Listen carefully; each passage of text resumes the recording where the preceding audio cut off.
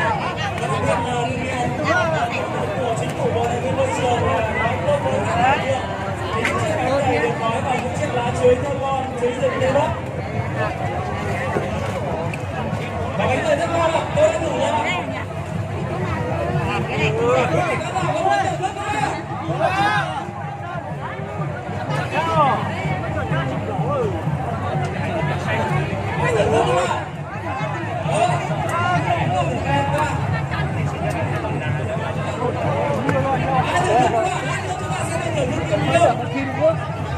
Mấy lúc có cái gì ta? Bánh này phải có trứng gà ta.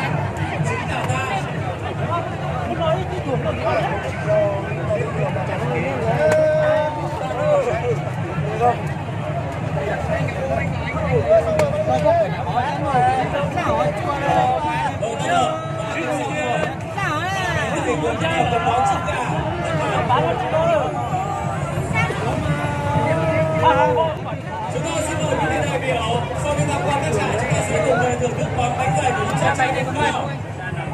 Uống rượu mua vào tháng cố. Một chào con rể ngày hội nhé. Cảm ơn bà con đã về với ngày hội hôm nay.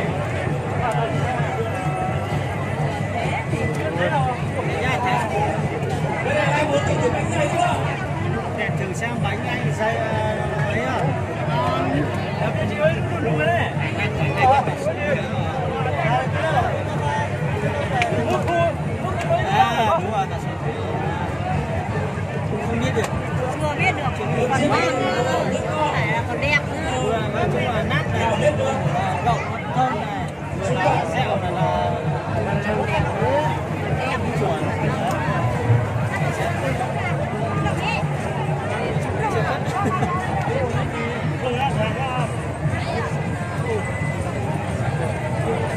Mất nước ra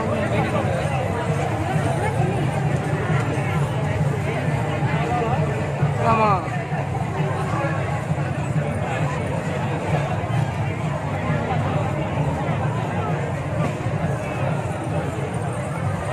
Xin mời đồng chí trọng tài của ban tổ chức, chúng ta sẽ hướng dẫn các đội để chuẩn bị cho chấm điểm của mình. thì tới nó khác một. Tôi đã đi thưởng thức món bánh dày của tất cả các đội và đội nào cũng rất dẻo, rất ngon, rất thơm và giá cũng rất đắt trong một khoảng thời gian rất ngắn thôi.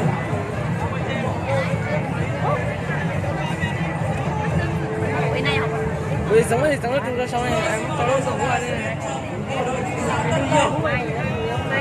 Chúng ta xin mời đội trọng tài về khu vực bánh của sẽ rất là có những bánh đá trong bánh của mình. Hát nhà Hưng Nghiêm đến đây chơi cái gì? Cái tay mà chụp xong rồi đưa đưa nó nhưng mà không tắt. Ừ.